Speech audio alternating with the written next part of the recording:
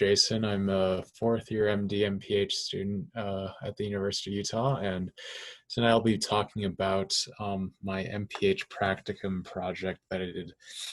Um, it was a community-based participatory project with 501c3 called the Comunidades Unidas in West Valley. And their vision and mission is to empower Latinx populations to recognize and achieve the potential, their own potential to be a positive force for change in the larger community. And so kind of the reason why I pursued this project was to be able to become more involved in community advocacy and civil engagement from a community person of color perspective.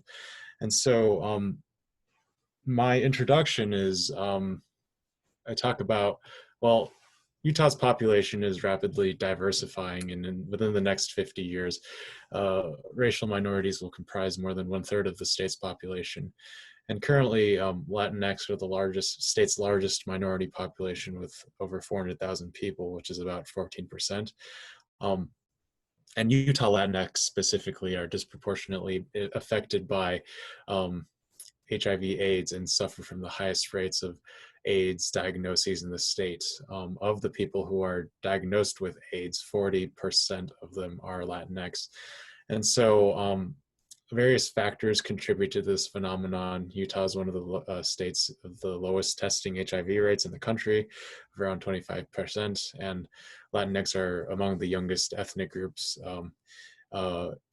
and in the youngest state in the country, which is Utah.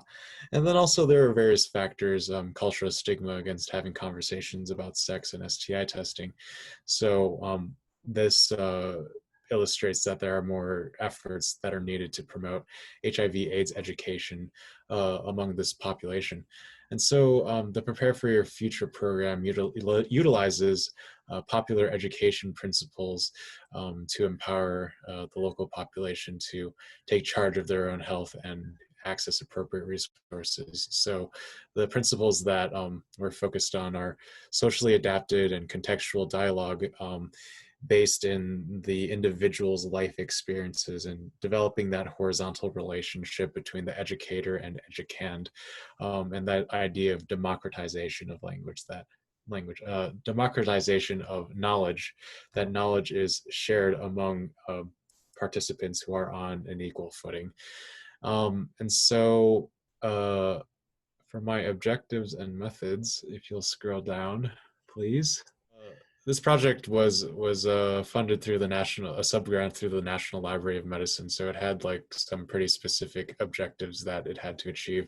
One was a capacity development on national AIDS and HIV prevention resources, specifically the NLM's online databases. And so one thing that I did for that was create interactive bilingual presentations in Spanish and English on the resources through NLM websites and also our local clinics through University of Utah's PrEP clinic, led by Dr. Adam Spivak, and also the Utah AIDS Foundation, and also Planned Parenthood.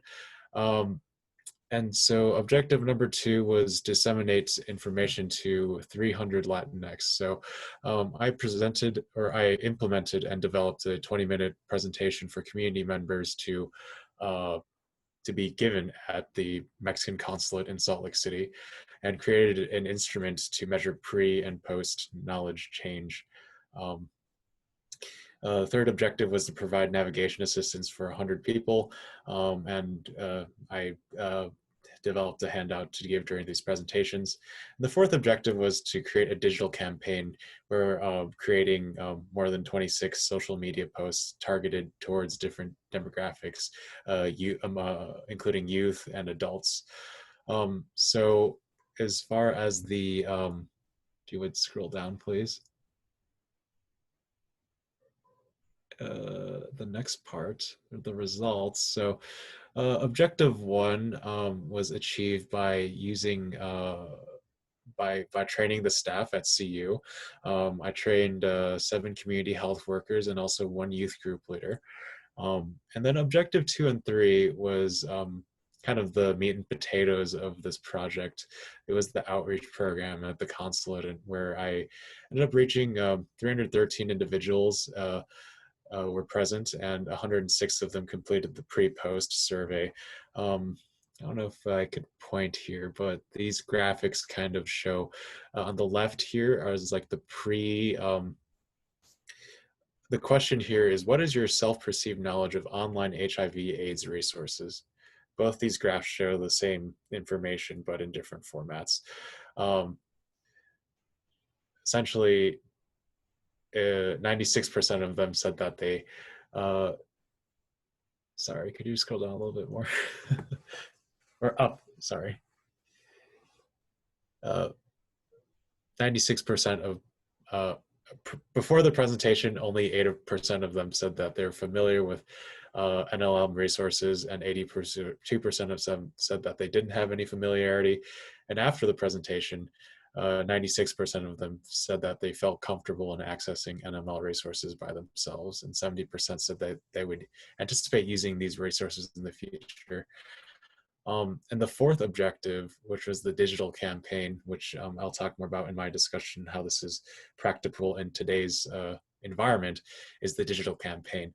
So I created, I reached over 200 people on our Facebook and Instagram pages with targeted posts geared towards adults populations that were mostly in Spanish, and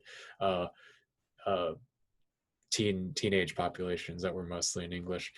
And so if we'll go to the discussion section,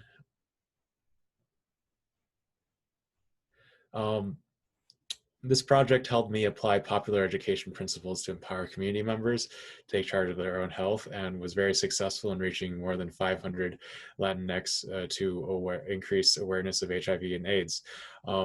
I think one of the things that came out of this was my personal increased awareness to social and political factors that influence health. One member, a community member at the consulate, asked me a very insightful question. He asked me, well, if I like get HIV tested, like, will the government like come find me? And that was just very applicable in understanding how these are some of the barriers that people who live in our community face, right? I told him, well, the public health department's mission is to serve the public health and prevent the spread of infectious disease, and not necessarily find people who have mixed legal status here. And so this discussion of how Latinx populations are informed and gain information about infectious disease is particularly applicable in today's environment with the COVID epidemic. Since March 2013, 37% of cases in Utah have been in Latinx populations. That is highly disproportionate of their population percentage of 14%. And CU has really kind of stepped up to the plate in disseminating knowledge and information promotion regarding COVID. So since that time, they've had 204 Instagram posts and 47 Facebook posts, and those Facebook posts have accumulated over a total of 35,000 views.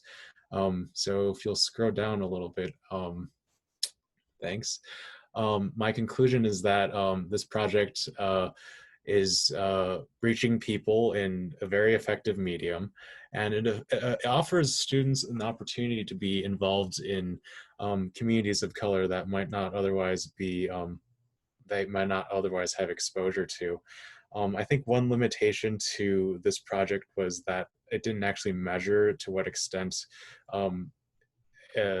education influenced healthy behaviors, I guess specifically going out and getting an HIV test. So that would be like a next logical step for a future project. But one thing that it really did help with was establishing partnerships among different community agencies and national organizations. As I mentioned, this project was funded through the HIV and AIDS Community Information Outreach Program of the National Library of Medicine, and through this project, we were able to make connections with the Utah AIDS Foundation and Planned Parenthood, as well as the University of Utah School of Medicine's PrEP clinic. Thank you very much for listening to my presentation, and I will take questions now. First question I have is from David Cook. Do you speak Spanish and participate in the outreach? Was CU the main implementation source? Yeah, so I do speak Spanish. I am trilingual in Spanish, English, and Mandarin. I was a Spanish major in college, and part of the reason why I decided to engage in this project with this particular community was to have the opportunity to understand what it means to work in an organization that is geared towards promoting grassroots development of communities of color. From my personal perspective as a second generation Taiwanese American, I find a lot of interesting overlaps in the intersectionalities of my identities with their community, and this was something that I saw an opportunity to help promote their project. And were they the main implementation source? Yeah, well, they, as I mentioned, they have they had funding from the national organization ACOP, and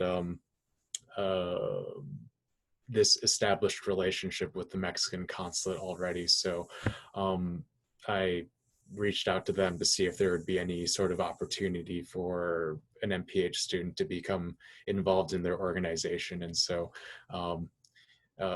their preventive health director guided me towards this project. And so that's how that came about.